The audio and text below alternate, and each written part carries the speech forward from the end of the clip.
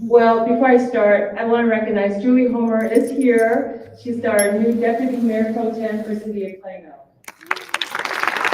We have most of our city staff here, but I'm not going to go through and introduce everyone unless there's a city council member here that I don't see. But welcome to the City of Plano. And on behalf of City of Plano, I am so glad to welcome you all to the annual Business Leadership Reception. This is a wonderful facility. I've come many times to have seminars here, and it's really, really conducive for conversations and discussions. So please make sure that you all raise a lot of questions, okay, for our panel members. So tonight's topic is an area in which we are all facing, which is the building of future-ready workforce. The landscape of work is evolving, and it's also doing it at a very astounding pace. Automation, artificial intelligence, and digital change are reshaping industries and creating new opportunities. Well, we will hear from leading experts and industry leaders on this important subject matter as they share their insights and perspectives on challenges and opportunities that lie ahead. To thrive in the dynamic environment we live in, we must cultivate a workforce that is agile, adaptable, and equipped with the skills to navigate the complexity of tomorrow.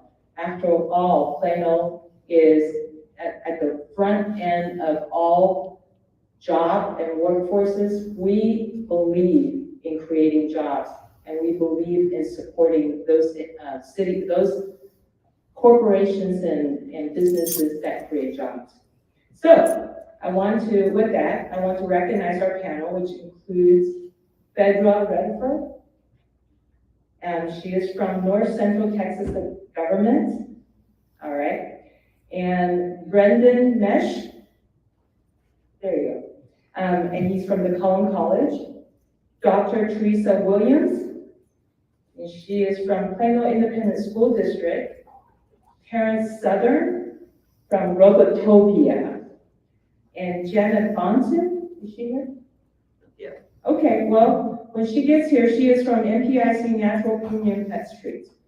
As our panel collectively explores pathway to building a future-ready workforce, please take notes, write down questions, and take back whatever you learned tonight and spread it around to everyone.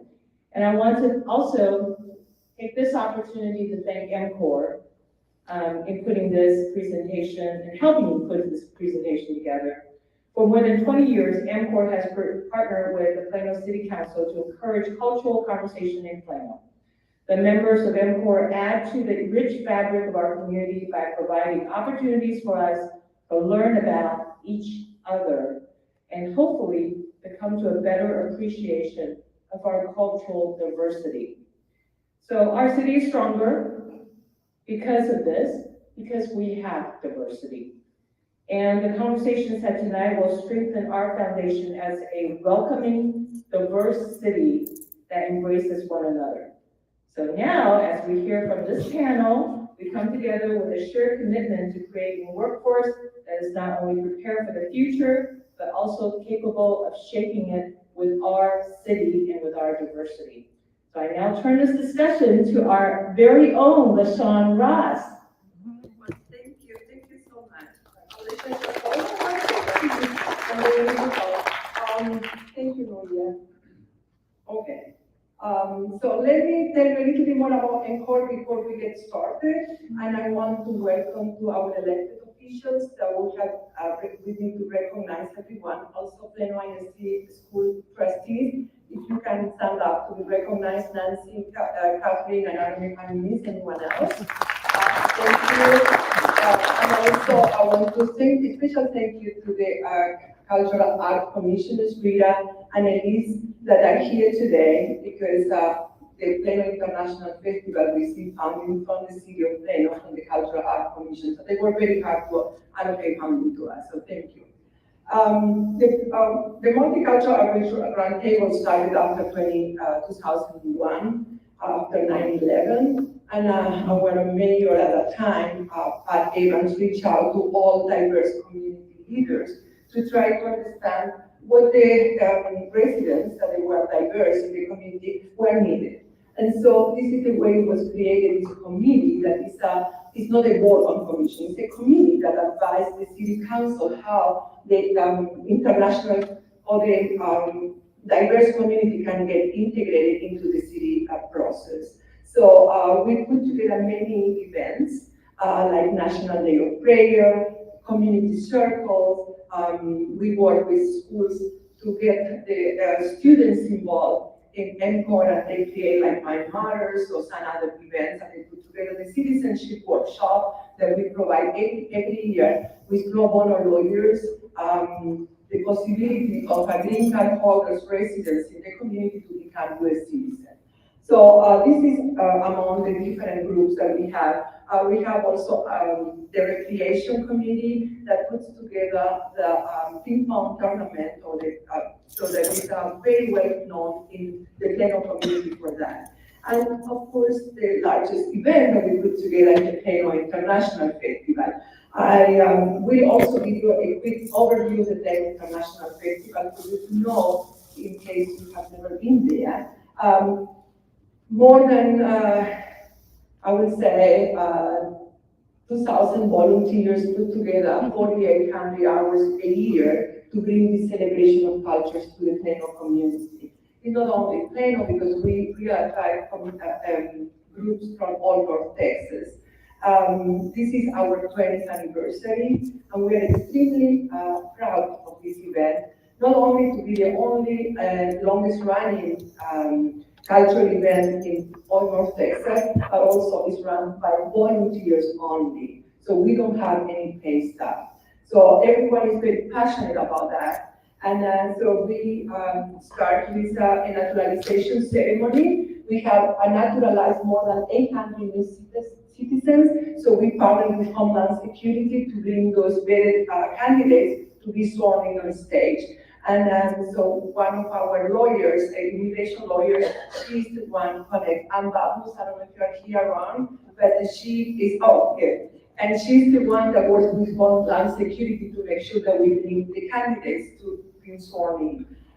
We have a passport for the war that every kid is, every child receives and goes country by country to learn about which language is spoken, where it's located in the world, and what else, where is the capital.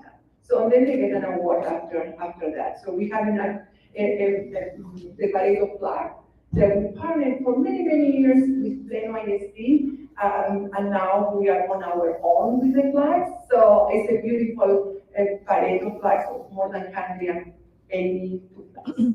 So also we are in partnership with Legacy West to bring every month the highlight of a group, a cultural group. So the second Tuesday of the month, from 6 to 8, we are at Legacy West on the street by the Nike store, highlighting a cultural group. It's coming up, I guess, Peru, because of course it's Hispanic Heritage Month coming up, so we will have Peru, Colombia, and every month a different one.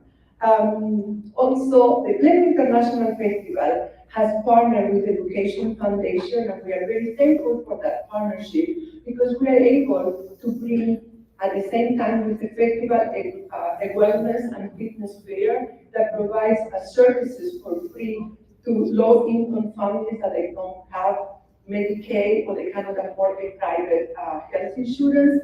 So we provide flu shots for children, for grown-ups, COVID shots, mammograms for moms that are unable to get their own mammograms in private ways. Also dental care, so there are many services. Although Collin County is a wealthy county, there is a lot of need in the community, and we try to take care of that. So here is the list of all our partners and community sponsors and community partners for you to see. We want for you to mark in your calendar. The festival is not only one day. We have our art exhibit coming up during the month. The opening is September the 19th, And the Wellness Fair is October the 19th from 11 to 2. The festival, and we have this year a partnership with the LaShon project that they will be celebrating diversity with a very unique fusion of cultures in a show after the Plano International Festival is over. So as you can see, it's a lot going on, and thank you very much for listening to my presentation. Now, yes, it's time for LaShon to moderate this wonderful panel discussion. Thank you very much.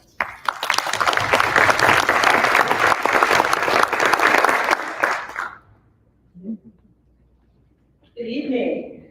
And welcome here again for the MCOR business reception. It's always a good time, always such a great learning opportunity, and always so great to hear from the guests, the panelists that MCOR invites to these events. And so you will hear not so much from me, but a lot from our panelists. I'm just going to try and facilitate this evening. We will listen to our panelists for a little bit with some prepared questions, and then as we get over into the evening, we will open the floor for you all to ask questions as well. So be thinking about some things that you would like to know from our panelists today, and we will try our best to accommodate that. And to the panelists, for us to get started, I've asked that we kind of do a two-purpose kind of thing, that you all would tell us a little bit about yourselves, but in doing that, also address the question of how is it that you, in your role and your organization, how are you helping to make people ready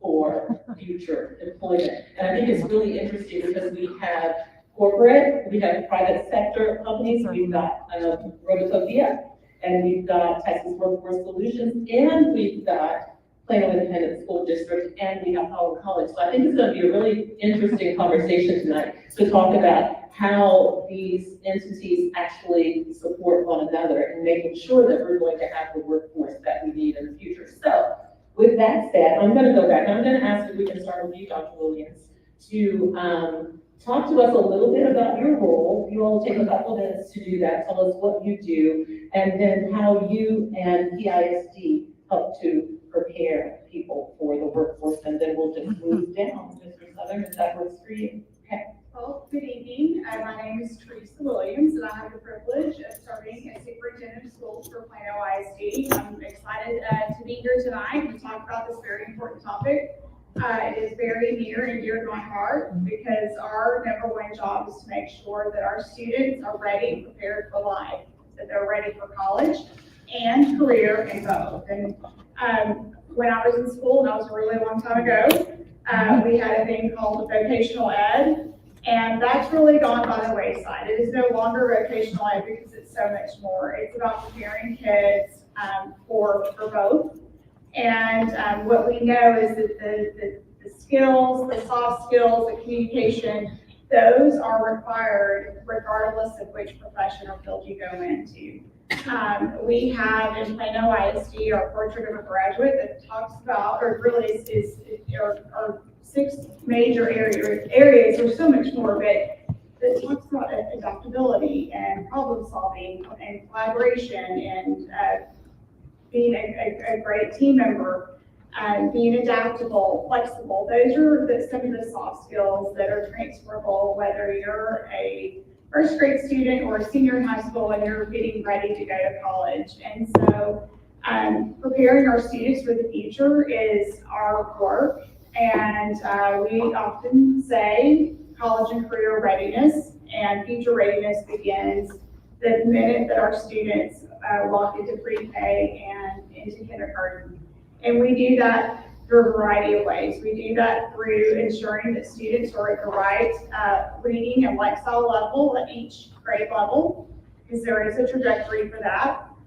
We also want to make sure that our students, while they're with us, that they have an opportunity to explore all of the different careers and all of the different college paths. And that is built into the curriculum every single year.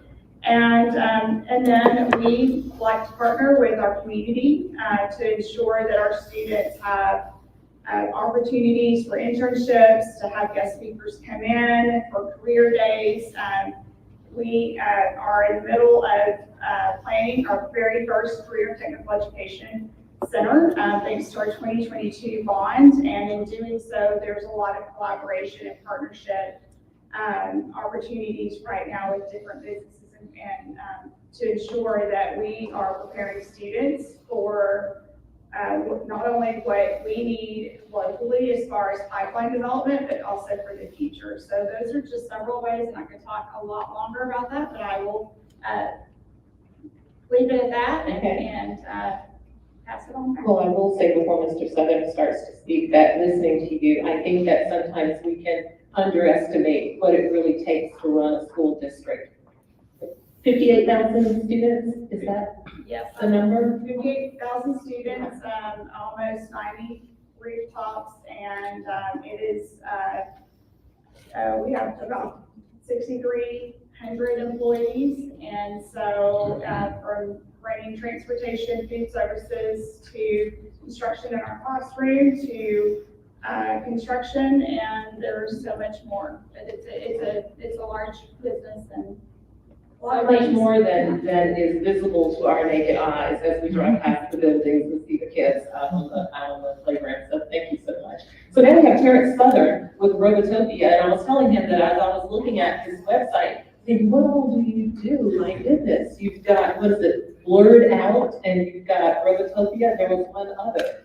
I don't remember. Anyway, you're going to tell us about yourself. He's going to tell us about what he does and what Robotopia is all about. Sure. So I'm Terrence Southern. Thank you for having me here today. I'm the president of Robotopia. It is a industrial automation system integration company.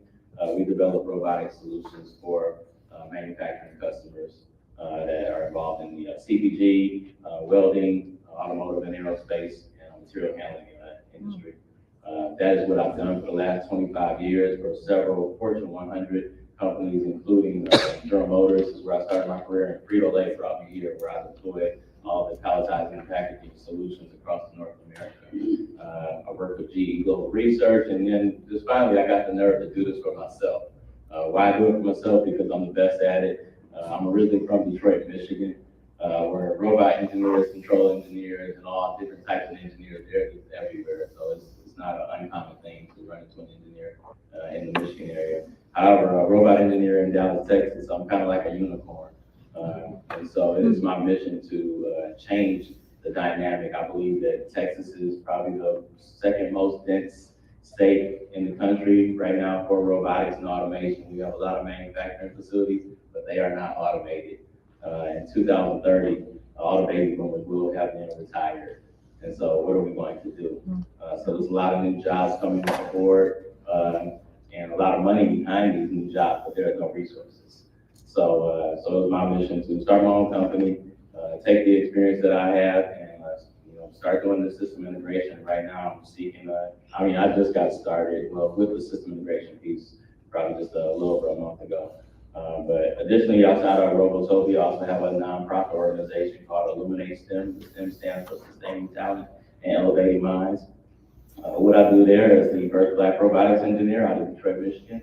I help kids in underserved communities and introduce them to drones, robotics, 3D printing, coding, and other technologies that I've been introduced to over my lifetime. When I became an engineer, I didn't know any engineers. My teacher, my 8th grade teacher, told me to go be an engineer because they made money. I got all that, and I believe that. I just want to take care of me and my mom, and we're gonna get out of the neighborhood. And I was able to do that. However, I got my first internship and did not understand what engineers did. Right, so a very frightening moment to be in a crowd of other students and feel like you're the one who doesn't know anything. So it put a little fire up under me to work really hard to get to where I am today.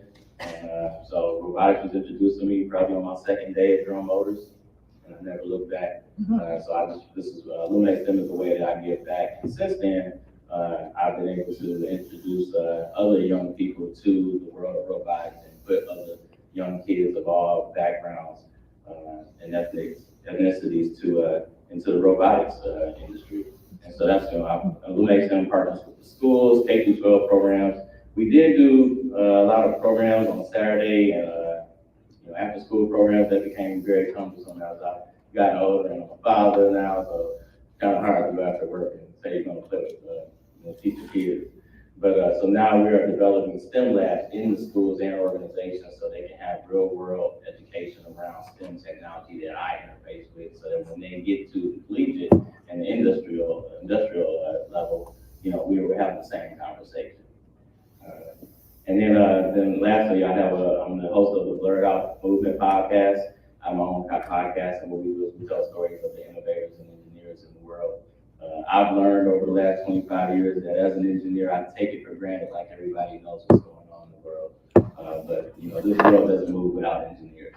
But we all kind of sit in the background and silo and just kind of do our work, be smart, and then go home. So the mission of the Blurred Out movement is to blur out the stigma that it's not cool to be smart. And that started after reading an article about a young person who committed suicide because they were being bullied about them being smart in STEM school. And it was really sad. One of them was actually out of Texas. I think there was a young kid in 2016 who hung himself in the closet, I think in San Antonio. And it was really sad. And all because you're smart. So me and my friends got together and said we're going to do something about it. So that's how we are. We're only on episode 16, I think now. And we're about to go into our third season. And we're really excited about the things that we're doing. Why do I do it? Because there needs to be a pipeline. Like I mentioned, 2030, the baby boomers will retire. Some of them are going to go home, but some of them could be put back into the workforce and help train up the new generation into the jobs.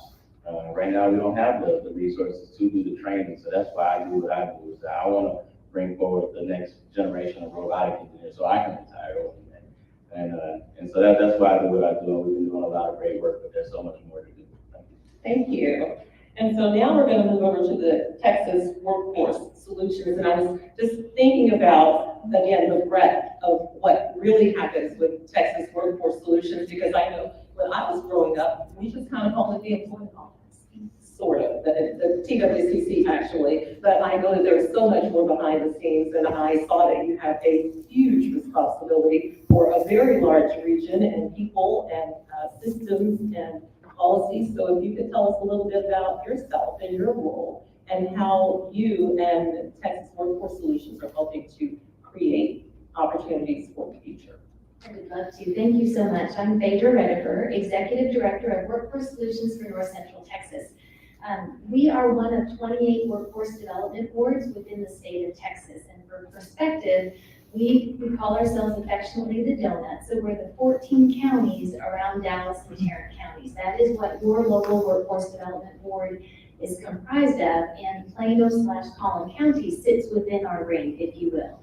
I actually have around 55 full-time people who are at my board level, and I have just over 400 people out in the field. We have 12 workforce centers that are scattered throughout the 14 counties that actually direct deliver services to people who are looking for employment or support services in order to gain employment.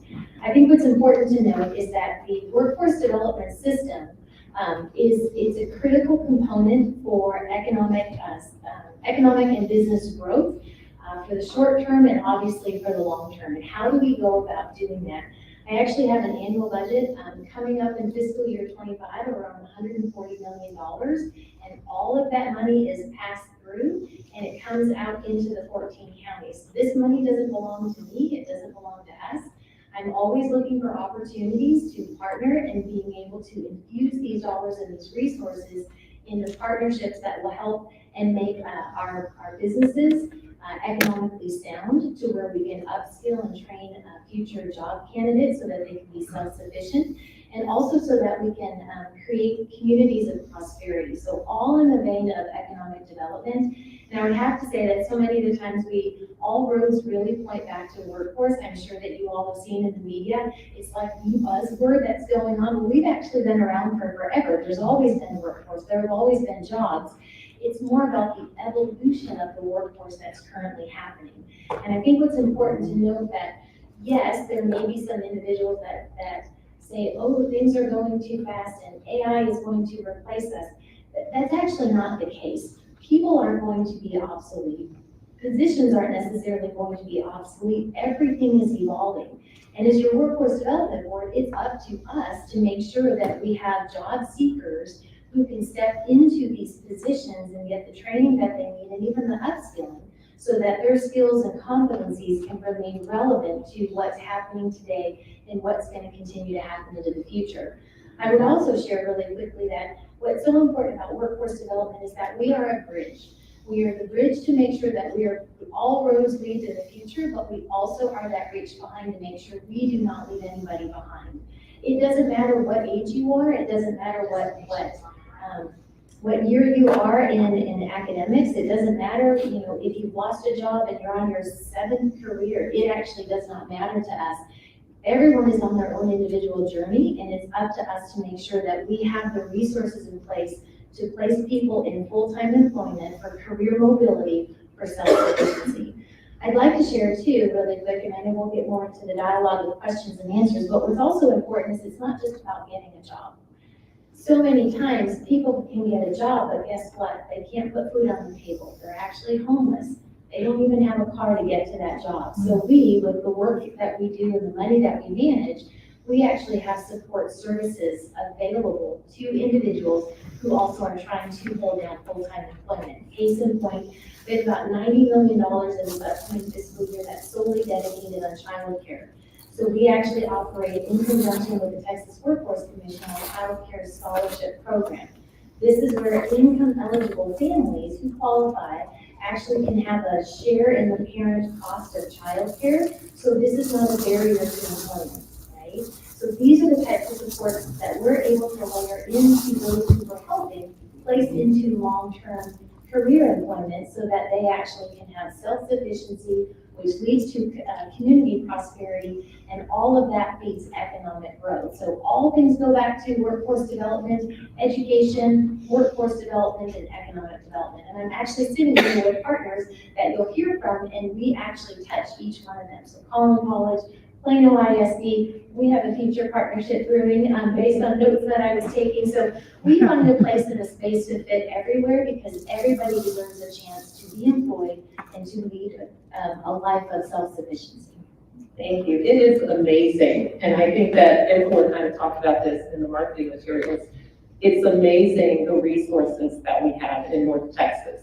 If we come to events like this, if we do a little bit of homework, if we visit some of the sites, if we drive around the city, if we go to the website, it is amazing the resources that we have and what we can then accomplish if we access those resources and come together to optimize those resources. I'm just excited listening thus far, and we've still got Dr. Brendan Mesh to hear from, who's gonna tell us then also how Collin College does. And I have to tell you, Dr. Mesh, my daughter years ago, she loved Collin College, and finally I told her, Lena, you're not intended to be there for the rest of your life. She doesn't have enough hours for a math. I need you to stop.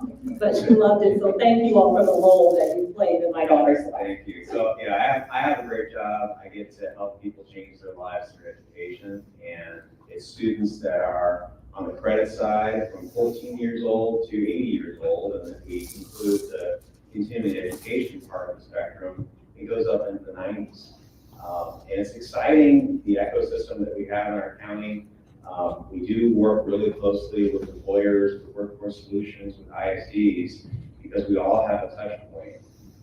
I think one of our interesting challenges is trying to keep up with all the new industries and job opportunities that present themselves in the region. We are charged with worrying about hard skills as well as soft skills, and those are both really critical to getting and keeping a job. And I think one of the really important parts of the process is the feedback loop from industry. So much of our programming, our curricula, are developed by feedback from that industry before we even have a student in a class. And then we continue that kind of feedback loop with advisory committees that allow us to maintain relevance and ensure that we're adjusting curricula with the times. One of the new things I think for Collin has been our registered apprenticeship programs, which are different in that we can customize what an employer is exactly needing for specific positions. That's been a really neat thing actually with childcare involvement, because we have a registered apprenticeship program that supports childcare providers. And many of the apprentices are incumbent employees that are wanting to advance their skills and their career. And we also get more people interested in going into that avenue as a career option. So it ranges from childcare to, we have one with Raytheon Technologies. It's very exciting on campus. It's a great job, and I'm really excited to hear what our questions are. So don't hold back if you have ideas and you want to find out more.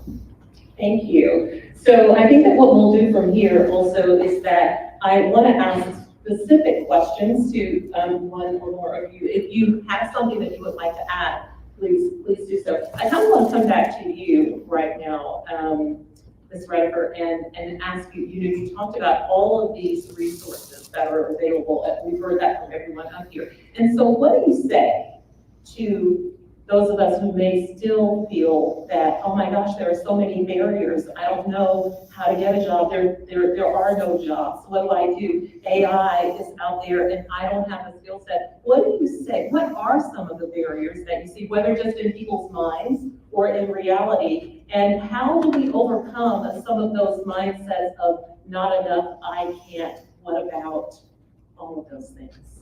Absolutely, thank you so much. So I think it's important to be grounded in the fact that there are more job openings, that we do have people filling those jobs, and of course at such an accelerated pace. I think what's important to note, you all are feeling this growth, that in North Texas alone over the last 5 years, we've had just over 12% of growth, and in Collin County alone, that is 26%. And so how does that work? We have all these people, we have these job openings. People are saying that people are sitting on the sidelines, people don't want to work. That's actually not true. We just need to make sure that we get people positioned with the right skills in the right jobs. And that is where our work needs to be done and focused on. For example, as I mentioned, we have 12 workforce centers. We actually have 2 that are right here in Collin County, one in McKinney and one in Plano. Anyone can come in throughout the day or even call us for virtual services.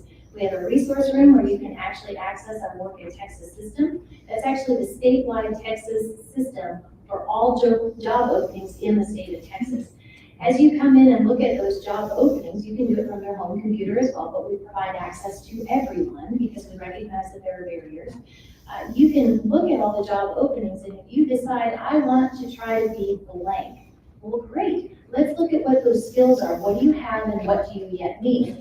If you are eligible in certain situations, we actually can fund up to $4,000 for you to have that specialized training to step into that job. So this is what we do to provide those types of supports. It doesn't matter what age you are, obviously 18 and above. It doesn't matter if you're 50 years old, you're trying to re-career yourself, or you just want to step out and try something new. This is your on-ramp to opportunity. And it's merely about connecting to the workforce centers, the work that we do, and start exploring all of what is available to you. We have case managers, we have expert staff on hand that starts to figure out, well, where are you deficient in training? Where might you be deficient in education? And we have ways through partnerships to be able to close those gaps so that no one is left behind. We just have to find the right avenue for you to jump on. And that's how we support people. I'd like to share really quickly again about just basic support services, as I mentioned before. There is paperwork that's involved, of course, because we're managing federal and state dollars. But when a customer comes in and says, I really want that job, but I can't get to work because I don't have tires on my car, or I need blank with utility support for just a month or 2, great, show us your documentation and we can provide that temporary support.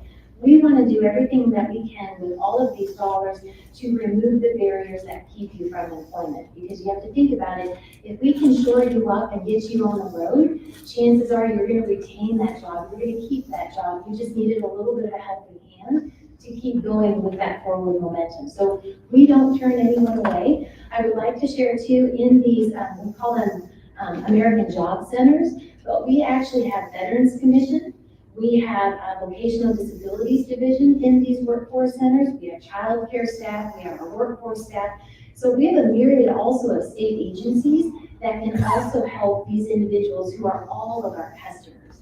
And we then have referral processes underneath each of those roofs so that we can make sure that, well, we can't help you here, but guess what? We actually can help you here. And here's someone who's going to fill in the gaps where we might not be able to. So this is really a brilliant model that came through the Workforce Innovation and Opportunity Act. So we really try to take care of that whole individual, and we don't send people all across town trying to figure out how to fill in the gaps. We try to do that in a collective state effort under one group. Thank you. Any other comments? Did she cover it all? Okay, okay. I heard someone mention on this side a little bit ago, something about the hard skills, maybe it was you, Dr. Mesh. And so I'd like to hear from any of you who would like to address this question. When we talk about hard skills and soft skills, when we talk about living in a digital society or being in the knowledge age and what it takes to be able to be successful, not just technically, but also relationally, what are you all seeing in terms of us more broadly meeting those needs of finding that balance with the hard and the soft skills? And how are we pushing that forward with the people that you interact with? I'm kind of looking at you right now, Dr. Williams, so would you like to kick that off? Well, I think for us, I mean, the hard skills certainly comes from our content areas. And so there's a knowledge component that our students are expected to learn at every single grade level and every single subject area. I think for us, and it, it's a lot of things.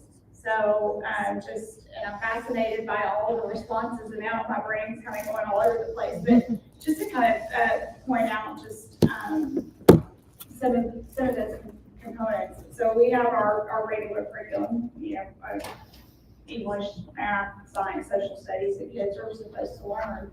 But embedded within our curriculum, we have technology applications that are embedded, financial literacy each year, and then as well as career exploration that occurs, and that occurs at elementary school. But once our students are in middle school, we have last year we launched Find Your Future in seventh, and this is for our students in seventh and eighth grade, and really pushing our students to really start thinking about what are the areas that they are interested in.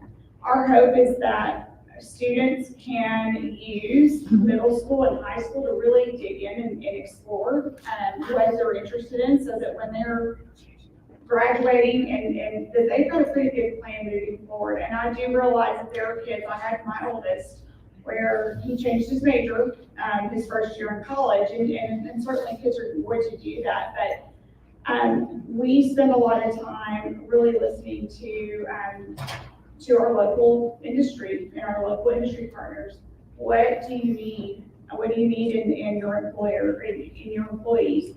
What do you see the future in your particular content or your field?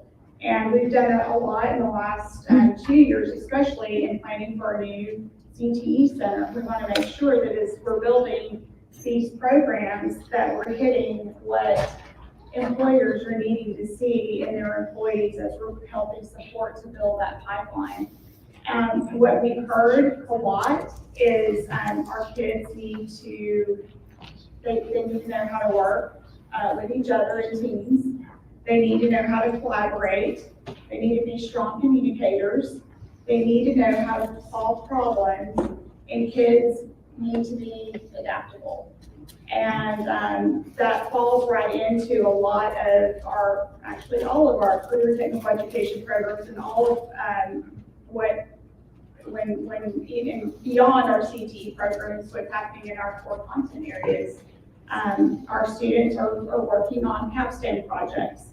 They're working in groups to solve problems, have group presentations and group projects, and that really enforces both the hard skills and the soft skills that we're hearing that are needed for our future. It's interesting, I work for the city of Plano, so I work with adults, but the same list that you talked about in terms of the things that you're trying to teach and reinforce and the issues seems to be the same. Maybe it's a human issue. I don't know. And then just one other thing, AI is fast and furious, and in so many ways it's so fast and furious that you almost feel behind. And so for us, with any technology use, it's being responsible users of the technology.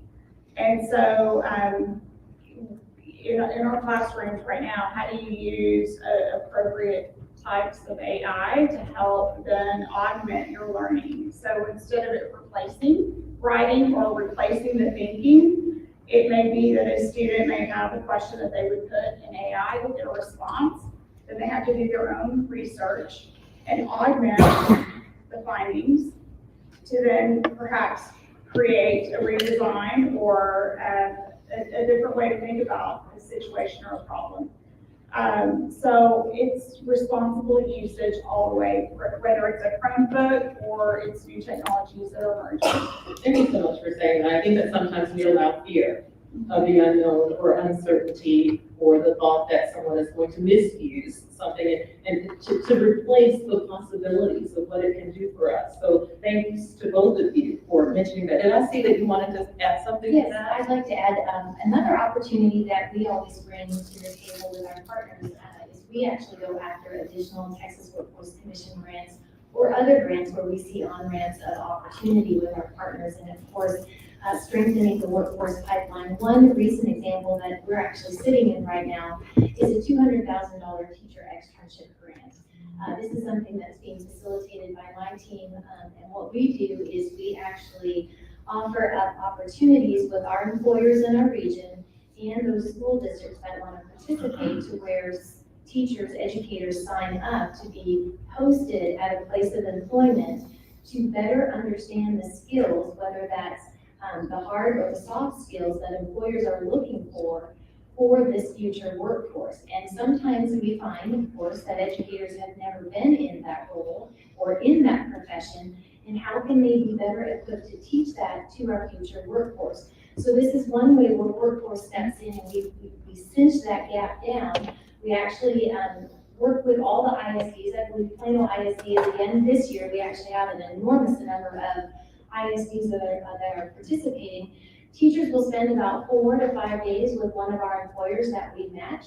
They learn exactly what they want the students to come in as their future workers. And so what happens is that the teacher spends that time, they're shadowing that business, that person in that place of business, understands better how to tool or retool their lesson plans. They then have to write a lesson plan upon the end of their 5 days. And as a result of that, we then give them a $1,000 stipend for having participated in this program. The beauty about this is that all of these educators who've been participating in this teacher externship program, we upload, we digitalize these lesson plans and we share them out amongst all of our ISDs in hopes that other educators who might not have participated actually can glean some very valuable information in those lesson plans. And again, it doesn't just work on or illuminate the hard skills that these students need to come into in these places of employment, but it's also those soft skills. And I think a staggering statistic is that 30% collective, or individually, I should say, cognitive skills are going to continue to increase and be of importance. And then, of course, social and emotional skills. And if I had to look at it in any way, this is the currency of workforce in the future. We have to be able to tackle both. It's not a one or, it's a both and. And how are we holistically equipping our students or those who are going into workforce, whatever age, with those necessary skills, and it's no longer just the hard skills. Thank you. Yes. Yeah, I'll add that there's a lot we can do in the schoolhouse to help students better prepare for a job in the workforce, and simulated capstone environments, group activities, problem solving, debugging of whatever. Those are great preparations for that first job. But one of the very best things is to actually get them in that job they're going to be doing. And that drives intrinsically some motivation to continue in that educational pathway. But they do learn those things that are more on the soft skill side about how to work in that job environment. And that culture of that particular industry may be different. So we try to encourage that at a certain point where there's a nice happy balance between education and working part-time. One of the things that's exciting is there are so many opportunities in Collin County, and some of those students have never seen that kind of money. So trying to tell them about the future job opportunities they'll have when they have an associate's degree or bachelor's or master's degree is really key to keeping them in that educational pipeline. But to be honest, the best thing for soft skill development is really getting into that job. Thank you. I'm just gonna add Yes. something. I was just, as you guys were explaining some of your responses and about the AI, just think about the different levels of communicating between the education and the industry. And so, our generations have evolved. These young kids there, they came into the world with the internet. We call it the microwave, generation, right? Instant gratification. They do something and they want to be rewarded for it instantly. And they want a big reward for it, right? You get young people who come into a job and they think they're supposed to be the manager because they have a degree, right? They don't want to start, they look at manufacturing jobs and say, I can't see myself working on a line for 30 years to make a living, right? That's the out of this world. So they disengage, and I feel like, while the generations have evolved, the work has evolved, the way we educate has not evolved, right? And so, you spoke to how you guys do a lot of engagement with project-based learning, and that's the perfect way to do it, to get them talking, right? To force them to think and problem solve and give them something challenging, but have we given them relevant challenges of today, right? Because now they have the internet, right? Anything that we're thinking about, they've already researched it, they've gone down that pathway, so they're distracted because there's a lot of information being thrown at them. So by the time they get to the workforce and they meet, somebody who's a manager who's been there 30 years, right? There's this huge gap of communication. They don't know how to communicate with the manager doesn't know how to communicate with this young, talented, active individual who wants to be seen. And so I think we just have to do a better job of adjusting to how things are changing, especially on the corporate side. We have to do a better job of how do we engage with the young person. I get young people all the time, and just giving them a little bit of grace to what I need from you. I need you to talk, right? The first thing, you can't walk around with headphones on your head all day, right? That's not okay. You're suggesting that we need to communicate with We gotta communicate, right? It's like we have to talk. Like, yes, I need to talk, and then when you talk, you have to project your voice, lift your head up. They're not being told these things. I'm not sure. It's been a long time since I've been in school, but at what point do we tell them these things? Because I know for me, I didn't learn until I was an intern, right? So I was 21 before someone said, "You need to stand up straight, sit up straight, stay awake in the meeting," right? When they didn't let me talk, I went to the snack machine and I'm tearing up chips in the first thing in the morning, right? Like, oh, you're making a lot of noise. There's a meeting going on. Yeah. Somebody has to. That's where the mentoring comes in. Like, how do you coach somebody? The same way we coach in sports, and these young men go from being high school phenoms to being able to talk in front of a stage of millions. And like, man, you can talk like that in high school. Who coached them? They have mentors. We need the same thing in our corporate and high school and collegiate positions. Well, you have sparked some additional thoughts over here. And so she has something else to share with us. So I'd like to share too, in the work that we do with our employers in industry throughout the 14 counties, we actually stress the importance of paid internships. We also offer apprenticeship programs. Dr. Neshna talked about that.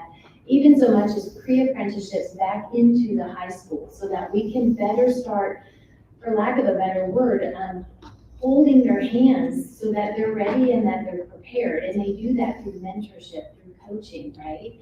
And so when we offer these opportunities, it's a way that we don't leave them just on their own devices, but we're starting to bridge that opportunity of learning from those who need you to also embody these types of skills that are critical to their success.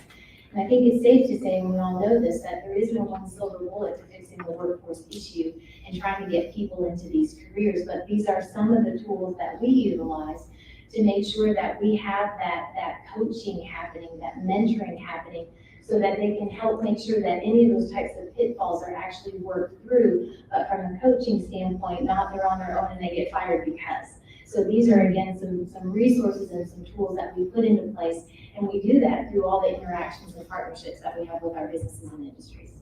As we get ready to open up to the audience, so you all start thinking about your questions, I'm going to throw this one out, and whoever, maybe each of you could share your thoughts. Is ongoing learning vital for organizational success? Do we really need to keep learning? Can't I just show up and don't bother me until I'm ready to retire? Is ongoing learning really vital? Ongoing learning is absolutely essential. And especially with the rapid pace by which things are changing around us, we have to keep pace. It's no longer just waiting to react, especially in workforce, and what we do is we align ourselves with the school districts, with major employers and businesses, even small businesses. We get in there, we offer upskilling grants, retraining and reskilling grant dollars, so we can help their employees stay relevant in the workplace. We don't want to leave anybody behind with all this accelerated technology advances. We can't. Just like the effort with onshoring semiconductor industry, we have to make sure that we have that prepared workforce. We can't leave them behind. These are actually awesome jobs. You can graduate from high school, have only a high school diploma, step into these semiconductor jobs that are happening up north in the Sherman, Texoma area. You can make $55,000, $65,000 fully benefited full-time jobs. These are awesome jobs, and they have such flexible work schedules that they're actually starting to think about how can we bus people up from the major metropolitan areas, because these are very important jobs, not just to national security and obviously with everything that we power up with the chip, but this is self-sufficiency. This is pulling it out into our region because everybody has a chance at this. So it is absolutely essential that we continue to invest in workforce, and I'm really excited because that's what we do through workforce development. And the Texas Workforce Commission has shown no backing off, that the money will keep coming and we keep reinvesting it. If I can just really quickly, there's a major priority emphasis for us to invest in the skills trade, right? In the middle skills gap. So you have a high school diploma, but you don't have a bachelor's degree. That's the middle skills gap. That's where we spend also a lot of our time, because we need those construction workers. We need all those people in the trades, but you don't have to have a PhD. You don't have to have a bachelor's degree. So we really try to level the playing field, and we do that through our target occupation list, which actually identifies the high demand growth in occupations. We then line up our training providers and we start sending dollars there to offset training costs, offset educational costs for the customers and the job seekers who I mentioned. So it all lines up when we do that through the partnerships, and two of whom are here, and I think a third one is brewing, as I shared. And as we talk about the ongoing learning, Dr. LaShon, listening to Ms. Redifer and thinking about it, seems that every time I'm driving down the street, there is a new Collin College campus constructed, 380, wherever. And I think about that, and I also think about the bachelor's degrees that will all seem to continue to expand. What do you say to that in terms of this ongoing learning and taking care of the future workforce? Well, I think the reality is I talk to some young people and they're very, very worried about what should I do with college? And they say, do something that you're passionate about, exciting, that you're going to be interested in, because the reality is you might have 6 or 7 careers or even more in your lifetime. So don't sweat it. Do something that's going to be fun. We try to have a strategy at Collin where education is accessible, and we have an iCollin campus where we're literally worldwide, but each of our Collin campuses is about 30 to 45 minutes from a resident. And when that distance gets beyond that, that's when we decide we're going to need to build another campus. Our goal is to provide access to a wide range of programs, so certificate level programs that can be done in a semester, all the way to bachelor degrees. And we have 5 bachelor degrees that we fully operate, and we have partners that are now operating on my campus to deliver additional bachelor degrees where students are concurrently enrolled at Collin, and one is UTD, the other is Texas State, and we also have a Texas A&M Engineering Academy where students could stay at Collin for 2 years, save about $40,000 in cost of their education, or they could transition after a year. So it's the options that we have that I think are so important, and we keep on looking for new ways that we can help people again change their lives. Mr. Southern, Dr. Williams, would you all like to, would either of you or both of you like to speak to this concept of the importance of ongoing learning before we get all of the other questions? Yeah, I'll jump in there. I mean, you have to keep learning, like whatever it is, whether it's just learning about how to be a better, listener, like active listening is very important, or how to be a better engineer. But that the pace that technology is moving, I don't think there's time to kind of sit still and not get engaged on how you can be better at your craft. But one thing I was thinking about was degrees have lost value. And not that they're not good to have, but I feel like when I went to college, I learned who I was or who I was going to be, right? What type of learner was I, and how I navigated through life. The academia part, depending on what you're doing, it was engineering, so you had to know how to think. But today, I mean, again, as the baby boomers exit, it wasn't, we're talking 1960s, you left high school and you went right into the job the next day. Right, that's what my parents talked about. Like, oh yeah, I figured since I was 18, right? I turned 18, I went to work for Drum Motors. Right, and that's how it worked. Well, today, kids are looking for what am I going to do after high school? Well, they can get certifications before high school. There's almost 1 million jobs in cybersecurity right now that need to be filled. Right, robot engineers, entry-level robot programmers, they don't have them. Right, drone pilots. Your son got the iPhone 7, like drone pilots. I mean, Amazon. UPS, DHL, everybody's going to be using drones for package delivery. We're not sure how this is going to go. With all these different technologies, new jobs are being created. And I think at the pace that the technology is moving, there might not be time to wait for somebody to come out 4 years later. We're going to start saying, hey, if you can get this certification, I can get you an entry-level position. If you want to go to college, we can pay for the college, right? That might put you into management, but if you enjoy this part of the work, this is where we need people at right now, so you have to keep learning. I always continue. I still take certifications, and my company offers a certification. But how are we going to build a better pipeline? One of my big deal things is, who's going to do the training? And what I've seen with my business is, who did you learn it from? It was the difference between one person to the next person. Right? You have person A who learned from an engineer, and this person learned from someone who was not an engineer. This person was that much further ahead. How do we get person A engaged with a larger audience so everyone can get eat from the same harvest and grow together? How do we get there faster? That's the part that Roundtable is trying to solve. So, but you have to keep learning, you have to keep trying, and be okay with making mistakes, and give yourself some grace while making those efforts. I remember the first time I crashed a robot, I just about fell apart. And then they showed me some pictures of what they had done before, but I got there and I felt better because it wasn't happening as what they had done. But today, I can say I'm a robot engineer, and I've done a lot of great things, and I've taught robot engineers, and I'm still learning, and I still have mentors. I still have people I connect with who bounce ideas off each other. So the learning part is essential, whether it be about technology or how to actively listen and communicate and network.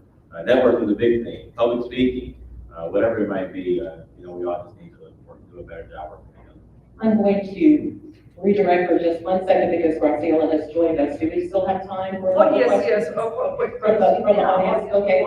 Anything to finish up on that, Dr. Lewis, before we go to the audience? Well, this is kind of an easy question, I think, for us. We're a learning organization, so that's what we do. That's our core business, and not just for our students, but our teachers too. And so having opportunities for our teachers to participate in externships, so they are able to bring back real world experiences to their students is incredibly important, as well as internships for our students. We're grateful for our the Mayor internship program that provides great opportunities and experiences for our students. And then, learning is what we do, and we have to evolve. The jobs are different than they were years ago. We need to prepare our students for the future and future jobs, and that means that we have to adapt and change as adults and to ensure that we are relevant and that we're adequately preparing our students. And that requires the adults as the primary learners to ensure that we're creating the right experiences for our students as they're in our classrooms and in our schools. So, Well, and on behalf of the city of Plano, and I know that some of our council members are here, as well as some of our staff, we know the importance of what we get from the educational institutions that we have in our area when it comes to economic development. It turns out that companies want to be in a city where the education system is robust, and they want that for their companies. So on behalf of our city, thank you all so much for what you do for us and for our economic development growth. And with that, the floor is now yours. Does anyone have a question that you would like to ask of our panelists? I thought you all had been writing essays. Okay. Dr. Hush, you said you encourage people to be something they're passionate about. And Dr. Williams talked about, encouraging that through middle school, high school. What if you have someone that just doesn't have a clue? They just don't. Is there a tool that you would recommend to point someone at, just as a starting place of?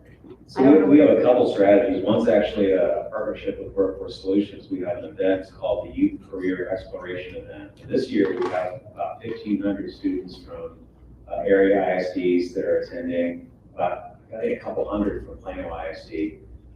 And it's a way of exploring different career options. So it's really broad. We look at 12 career clusters that we kind of divide up based upon curricula that we have, but also things we don't have. We don't have an aviation program. That's something that they need to know about.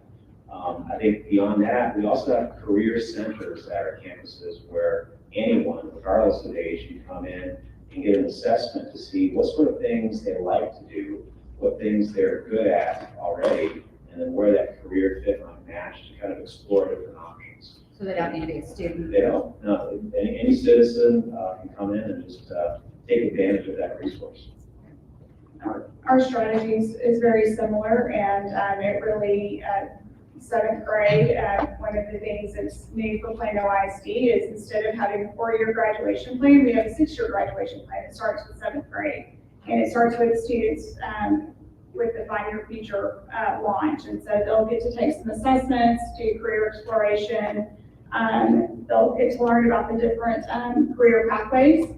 And the beauty of it is that a student may be interested in maybe it's the medical field, and then they take a couple of classes and they're like, no, that's really not for me. I think I would like to explore, I want to be an engineer.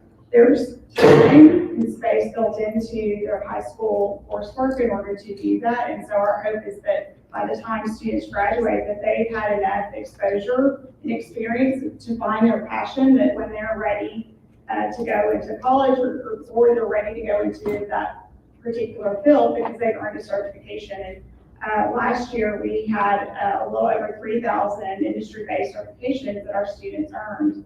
And we had over 14,000 dual credit courses that our students also earned. And so many of our students really know that we have lots of students that are interested in the medical profession, and they're ready to take college courses, and they're taking advantage of that to help reduce some of their time in when they do go to school. They can shave off up to 2 years in some cases. And I'm proud to say that this year, in partnership with Collin College, we opened our Wildcat Collegiate Academy at Vines, and our students will earn up to 62 college credit hours, really the first 2 years of college when they graduate, or actually before, a couple of weeks before they graduate from high school. And so it really gives them a 2-year launch into their path. So that's just a couple of ways. And I would like to add too, and with Workforce Solutions, we are actually beginning our work so we can capture the opportunity youth, those who are at risk of not graduating from high school, so that we can also have another referral touch point, so where we can get involved and again, try to get these individuals stable and try to get them on a career pathway. And again, anyone can come to our workforce centers and also do a very similar assessment. What do you like, what are you good at, what are you interested in, and then we can take them from there and really shepherd through the workforce process to get them on their feet and trained. Is there another question? Yes, sir. Yeah, thank you for all the good information tonight, so I appreciate that.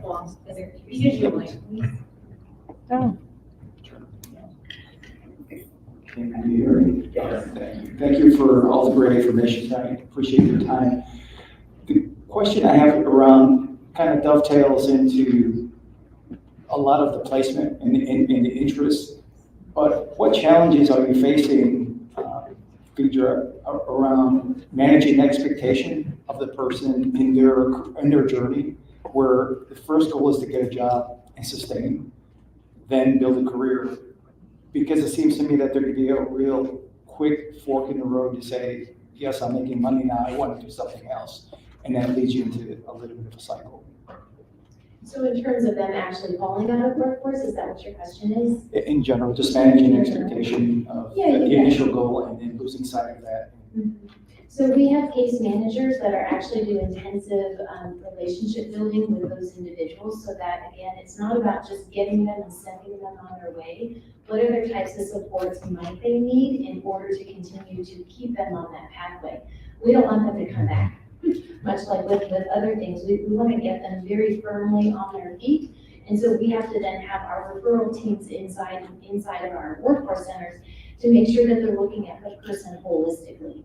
And so that's the work that we do to make sure it's just not a one and done, we check the box, we got you this, but really trying to make sure we do the assessment, understand what they like or what they're interested in, make sure that they go through training that leads to certification or licensing or an associate's degree or what have you, so that there's something tangible that will get them into career placement. We are actually pulling back a little bit on our eligible training provider list. Collin College is on there, many training providers are on there. That we, again, as I shared, we can offset those training costs for a job seeker, but it doesn't do any good if they go and they take a class or a training in, say, basket weaving. Well, there are no basket weaving jobs. And that was our one shot to use that $4,000 on that one individual. So if it doesn't end in a certification, a license, or something tangible that gets them placed in employment, we shouldn't be doing that. So we're actually doing a different approach in our workforce centers, lining everything up to high demand occupations that need to be on our target occupation list, that we get the training providers on the eligible training provider list, and that's where we start directing our job candidates, right? It's gotta all be vertical, not, well, just go ahead and take your training and we'll hope for the best. Our job should not be done until they get full-time career placement. And then from there, then the employer, along with our support, we have customized training programs where then we can continue to invest dollars and we can start creating upward mobility opportunities for them. Or go back to our community colleges or education partners and then try to provide additional education for them, so. Yes, Mr. Raj. Thank you. It's been a fascinating discussion. It's great to see a lot of engaged community members here in the audience. So I want to ask each of our panelists, are there specific asks that you have of what community members can do to help you fulfill your or push your mission? Because I see some gray hair, including mine, or some no hair in the audience, but I think we all engage with younger folks that are in the workforce, actively looking and so forth. So what can we do to help you with your mission? I'll go ahead and start. I think there's a couple of ways with Plano ISD, and I'm going to speak for the city of Plano. So if you're an employer, if you want to participate in mayor's internship program, so if you're willing to take an intern in the summer, that's one way. With Plano ISD, there are volunteer opportunities. We have 72 schools, and they all have some sort of either mentoring or career exploration or career day. And so being available to either mentor or come and speak to a class, or those, that's another great way or opportunity to get involved. We also have some listening roundtables for feedback. So if you're in a particular industry or field, that feedback is critically important to us. And actually it's been through some of our listening rounds that we've been able to really think a little bit differently about some of the newer programs that we're going to be implementing. And so that's three ways. And we have just a little bit of time left, so I would ask that the rest of our panelists, if you'd like to respond, if you take maybe about a minute. Yeah, I'll briefly just speak to it. So what you can do is, I ask everyone get more engaged with the advanced technology that's being used across the nation now, the AI, the robotics, the additive manufacturing, which is 3D printing, industrial term, and really have an understanding of it, because when you engage with these younger people, they want to understand, what does that mean, right? Because everyone says, it's going to take my job, it's going to take my job, it's going to take my job. I've had a third grader tell me that his dad said I take jobs. So that's what we do. And I'm like, oh, well. But what we're doing is creating new jobs, right? Jobs that weren't here before, right? Jobs that are safer, there's more improvement for workforce, not workforce, flexible living, right? That's what we all want. We don't want to just work and die, right? And the young people don't want that either, right? There's a lot of new jobs out there, so I think we can all do a better job of just, encouraging and informing our younger generation to step into these fields, to step into the world and get engaged, to show up at the school events, the programs that are going on at college, community college, the STEM events that, organizations like myself hold. And then get engaged with the TWC and say, what jobs are available? What skill sets do I need to have? And how can I get engaged with the partners of TWC to say, all right, well, I want this job, but I don't have the skills. They say, oh, well, if you go over to Roundtable, they have workforce development program that offers just this, and then come back to us and you can be done in 6 to 8 weeks, and then that job can be yours. Like, there has to be some conversation being had. I fear that sometimes our younger generation, they're learning everything they know on the internet, right? Social media is a driving force. TikTok is very influential right now.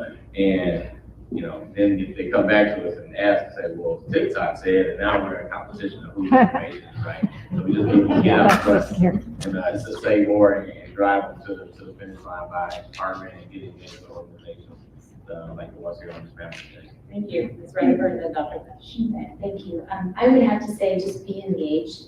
For example, we know that we need garbage truck drivers. We know that we need plumbers. These are not degraded jobs out there. These are actual critical, essential jobs to our livelihood. So it's about talking about these jobs as true professions that actually create a living for people, for families to put food on the table. So being open-minded and really removing the stigma with some of these jobs that might be seen as dirty jobs, but actually they still provide for families, and they're still actually great jobs and highly benefited. I also think don't lose an opportunity to engage with a young person, especially nowadays. I think they need us more than we actually think, and I think all too often we can say, oh, they'll find it on technology or the internet, they'll figure it out. Don't underestimate where you put value or where you have value in their lives. And I think stay on top of also what's happening in the workforce so that you can help share all these additional new opportunities that are coming in hopes that you can steer the younger generation to these new opportunities, because there is a job for everybody. There truly is. We just need to make sure that we don't lose people in the process. Yeah, one of the things that we tell our advisory committee members that are valuable to us for curriculum development is we need you to talk about your history. We need you to go to middle schools, high schools, and tell them the things that we're telling them. They're the cool aunts and uncles, and we're kind of like the parents as educators, where just goes in one ear and out the other. And it reminds me of certifications. We'll talk, about certifications and how it's such an important thing to have on your resume. And we have an employer that comes in and says the same exact thing. They listen. So get out there, talk to young people, and make sure that you are representing your industry. Thank you all so much there's a hand. I was just going to say, I didn't hear anybody mention industry associations, but Mr. Southern, I'm sorry, I failed to notice that you did, but yeah, industry associations are so important. And I'm sure you're a member of the Engineer Association. I've been a member of a communications organizations, but all of those associations, I think, can be critical in helping make that pipeline, creating the information and being the mentors for future generations. And really quickly, we participate and partner with manufacturing associations, with Textile Foundation and the construction trade. So we also partner very heavily with associations because that is another opportunity for us to talk more about workforce and opportunities. Thanks for bringing that up. Thank you all so much for committing your time to join this really important conversation tonight. Please join me in thanking our panelists for sharing.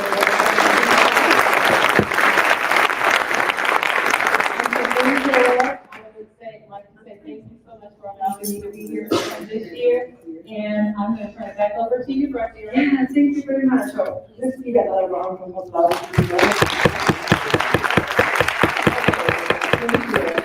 Okay, well, we come to the end, and so just wanted to mention to everyone that MCOR means the second Tuesday of the month at City Hall. Everyone is welcome to join us.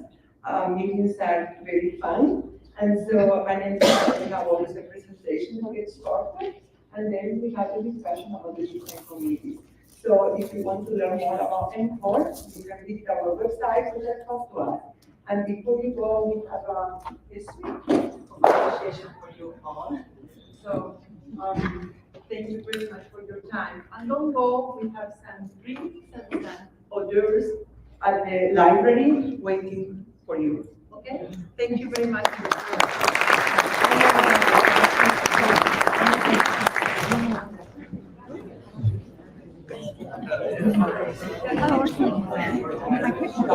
This is my job. I would have been faster. You bet.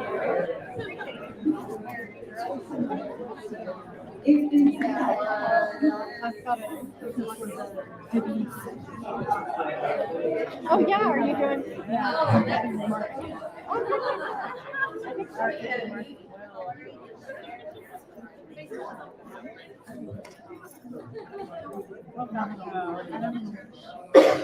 How much this is?